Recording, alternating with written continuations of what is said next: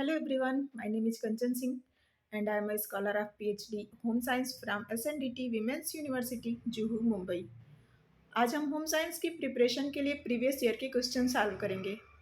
वैसे तो हमें पता है कि होम साइंस का क्षेत्र बहुत ही व्यापक है।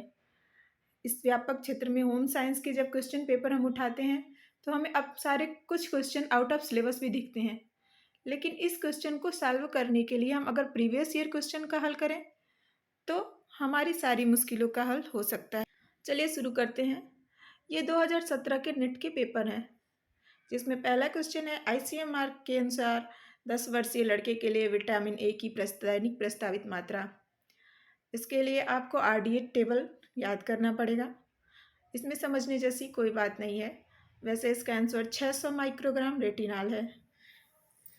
अगला क्वेश्चन है निम्न में चीनी का क्रिस्टलीकरण होता है। अब क्रिस्टलीकरण क्या होता है? कोई भी प्रश्न सॉल्व करने से पहले हमें उसको समझना पड़ेगा। क्रिस्टलीकरण अर्थात जब आप चीनी को इतना पकाते हो कि वो दरदरी हो जाती है। ना तो वो जेल जैसी होती है, ना ही लिक्विड जैसी होती है, अर्थात पकाते पकाते वो जम जाती है, जो दरदरी होती है। अब इन जो चारों ऑप्शंस में आपको नए नए डिश के नाम दिए गए हैं, उसमें से आपको देखना है कि किसको पकाते समय चीनी का क्रिस्टलीकरण हो जाता है, अर्थात चीनी जम के दरदरी हो जाती है। छैना मुर्की, मूंगफली की चक्की, अमरूद की जेली, नींबू का स्क्वाश। देखिए, पहली पिक्चर आपको शो कर रही है छेना मुर्की की, दूसरी मूंगफली चिक्की, तीसरा नींबू स्क्वैश और चौथा है आपकी अमरूद की जेली। अगर आप ध्यान से देखो तो आपको चीनी दरदरी किस में दिखाई दे रही है? ऑफकोर्स छेना मुर्की में। जेली तो वैसे ही नहीं आएगा, वो जेल के जैसा है। नींबू स्क्वैश लिक्विड हो गया। मूंगफली चिक्की को जब आप तोड़ के खाते हो तो क्या वो दरदरी होती है? नहीं, वो सॉफ्ट होती है। मगर छेना मुर्गी खाते समय चीनी दरदरी हो जाती है। तो क्रिस्टलीकरण का यही अर्थ होता है कि चीनी पकाते पकाते समय क्रिस्टल बन जाए। ओके, तो इसीलिए हमारा आंसर क्या होगा? छेना मुर्गी। अगला क्वेश्चन है आपका, क्लियर तरल आहार में निम्न खाद्य पदार्थ नहीं दिए जाने चाहिए। अब इस क्वेश्चन को समझने के लिए आपको ये पता होना चाहिए कि क्लियर तरल आहार क्या होता है।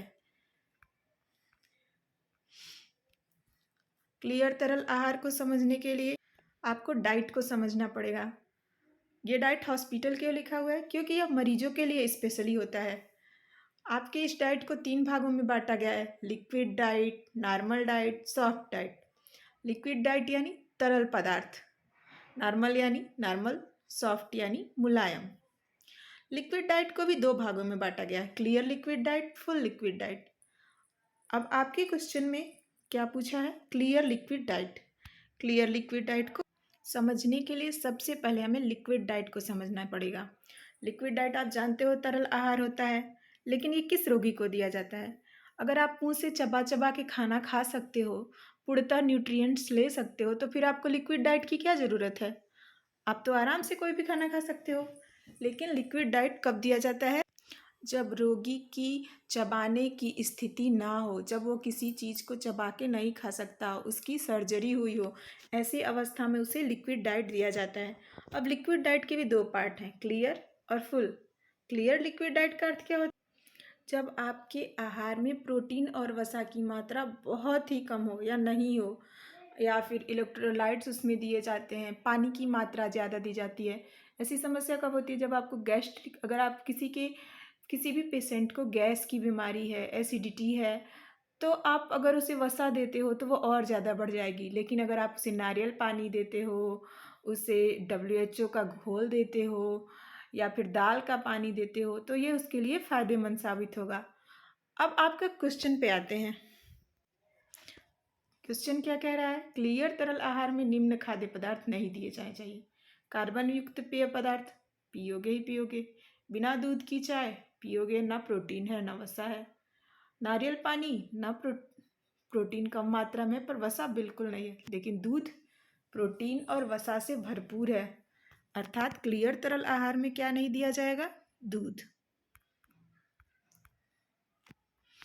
अगला क्वेश्चन है हमारा, तीव्र गति युक्त उपभोक्तावादी वस्तु जिसे भोग किया गया तथा तीव्र गति से पुनः स्थापित किया गया, उसके लिए अमेरिकी अभिव्यक्ति को चिन्हित करें। सबसे पहले तो उपभोक्तावादी वस्तु क्या होती है, ओके। ये जानने के लिए हम देखते हैं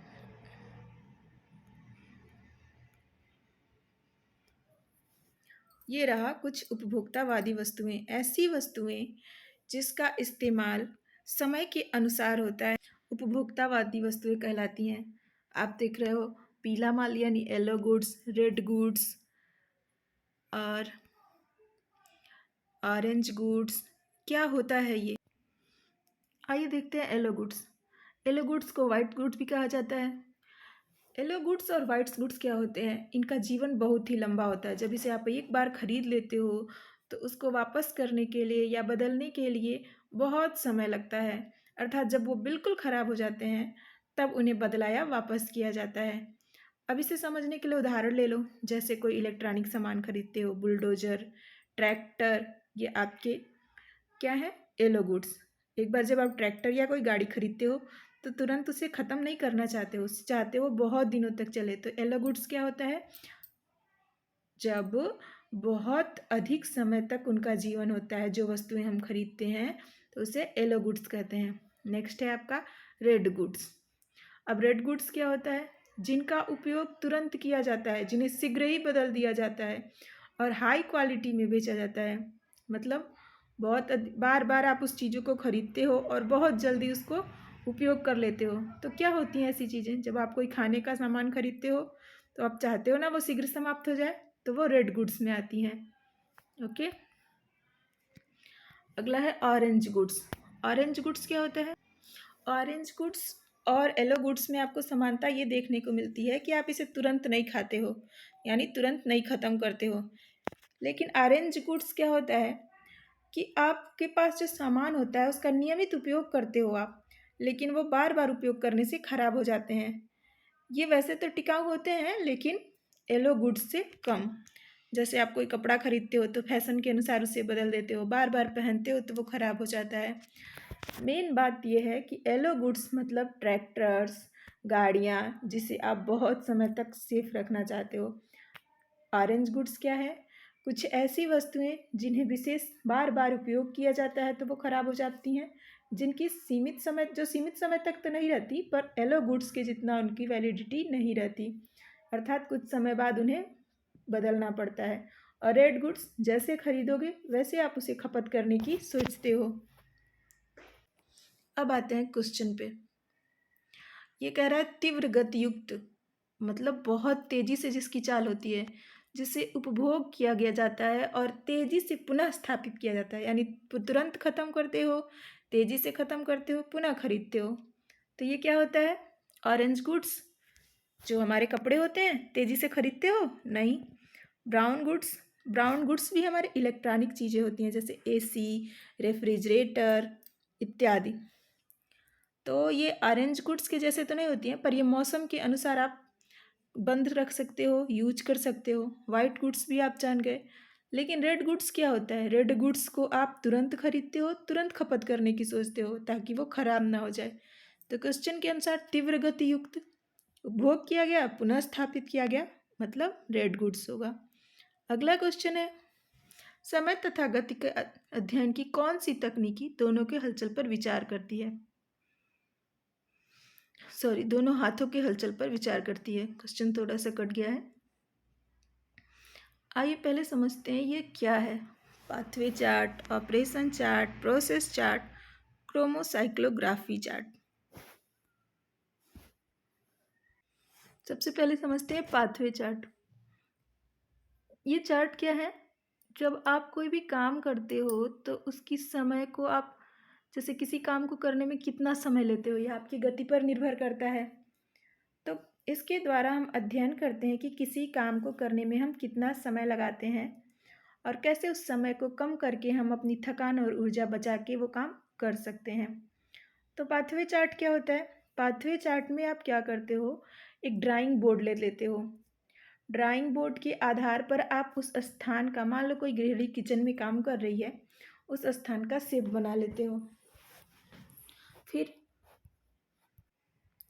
वो गृहिणी किस स्थान पर मुड़ती है, किस स्थान पे रुकती है, वो उन स्थानों पर पिन लगा लिया जाता है।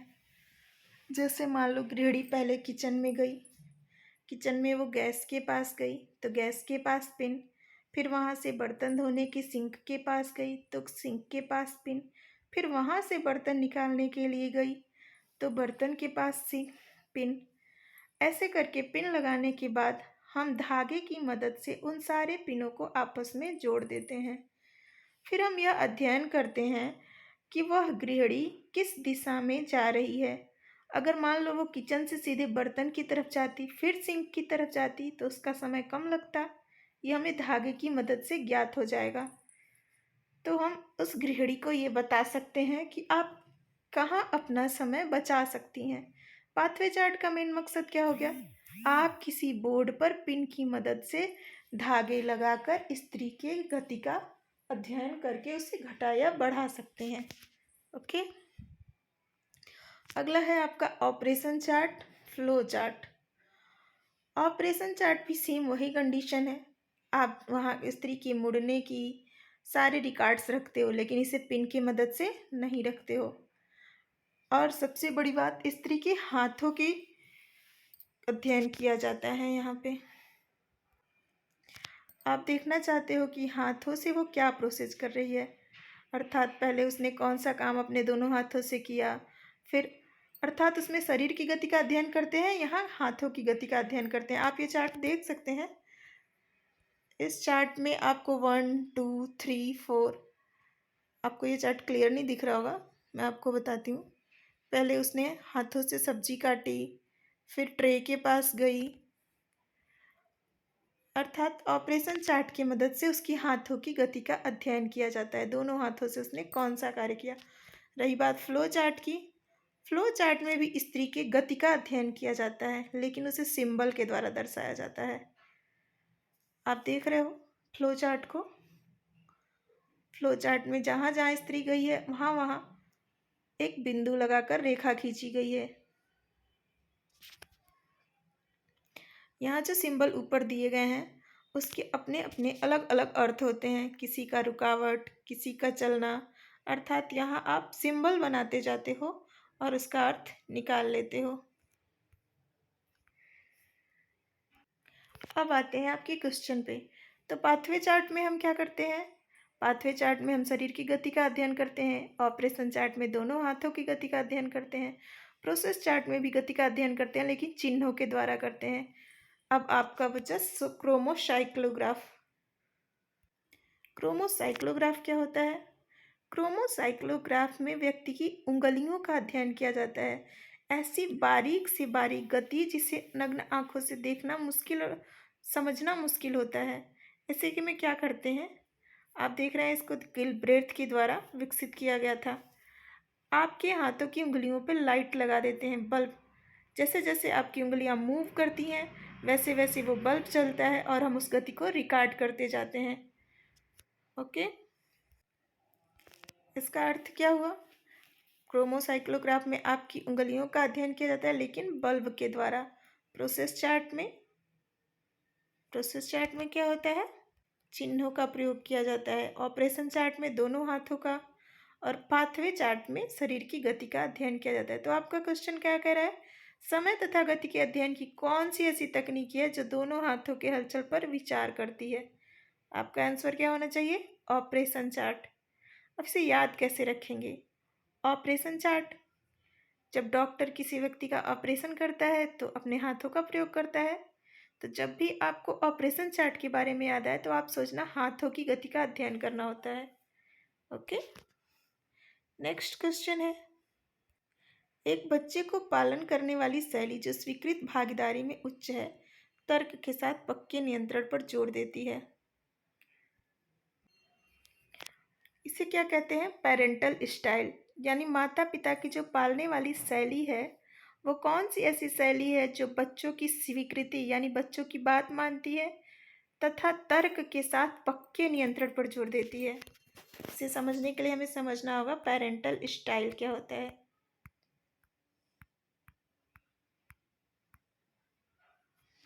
ये रहे कुछ पेरेंटल स्टाइल। पेरेंटल स्टाइल यानी माता पिता के पालन करने की प्रकृति। पालन करने की प्रकृति यानी माता पिता के बच्चे कैसे पालते हैं। इसे 4 भागों में विभक्त किया जा गया है: अथॉरिटेरियन, अथॉरिटेटिव, परमिशिव, अनइन्वॉल्व्ड। अथॉरिटेरियन, जैसा कि आपको पिक्चर से समझ में आ रहा है, यहाँ माता पिता बच्चे की बात सुनते हैं और बच्चे भी माता पिता की बात सुनते हैं। आपको दिख रहा होगा focus on obedience punishment over discipline. बच्चे की जितनी भी इच्छाएं होती हैं उसे अथॉरिटेरियन पेरेंट्स पूरे करते हैं, लेकिन इसके बदले में उन्हें बच्चों से भी जो भी इच्छाएं होती है वो बच्चे भी पूरा करते हैं। अर्थात उन्हें बच्चों से उम्मीदें भी होती हैं और वो बच्चों की सारी उम्मीदें पूरी भी करते हैं। अगला है अथॉरिटेटिव। अथॉरिटेटिव में क्या होता है, यहाँ बच्चों की सारी मांगें पूरी की जाती हैं, लेकिन बच्चों से प्रतिक्रिया की अपेक्षा नहीं की जाती है। अर्थात बच्चों से ये उम्मीद नहीं रखी जाती है कि बच्चे उस उम्मीद की प्रतिक्रिया दें। अगला है परमिशिव। यहाँ कुछ भी नहीं होता, यानी बच्चों को परमिशिव में ना तो अथॉरिटेटिव में बच्चों के साथ उनकी मांग को पूरी नहीं की जाती, पर उनसे उम्मीदें रखी जाती हैं। अगला है परमिशिव। परमिशिव में बच्चों को पूर्ण आज़ादी दे दी जाती है, उनकी सारी मांगें पूरी की जाती हैं, लेकिन उनसे कोई उम्मीद नहीं की जा सकती। और अब आता है अनइन्वॉल्व्ड। अनइन्वॉल्व्ड में ना तो बच्चों की कोई उम्मीद पूरी की जाती है, ना तो बच्चों से कोई उम्मीद की जाती है। अर्थात बच्चों के पालन पोषण में माता पिता बिल्कुल ध्यान नहीं देते। तो अब आप समझे, अथॉरिटेरियन में बच्चों की सारी मांगें पूरी की जाती हैं और उनसे उम्मीद भी रखी जाती है। अथॉरिटेटिव में सिर्फ उम्मीद रखी जाती है पर उनकी मांगें नहीं पूरी की जाती। परमिशिव में सारी मांगें पूरी की जाती हैं पर कोई उम्मीद नहीं रखी जाती। अनइन्वॉल्व्ड में ना तो उम्मीद रखी जाती है और ना ही मांगी पूरी की जाती है। अब आते हैं क्वेश्चन की तरफ। हमारा प्रश्न क्या कह रहा है, बच्चे को पालने की स्वीकृति जो भागीदारी में उच्च है, तर्क के साथ पक्के नियंत्रण पर जोर देती है। अब बताओ, भागीदारी में उच्च है यानी उनकी सारी मांगें पूरी करती है, तर्क के साथ पक्के नियंत्रण पर जोर देती है, नियंत्रण यानी उनसे भी उम्मीदें रखी जाती हैं। तो ये किसका काम है, अथॉरिटेटिव का।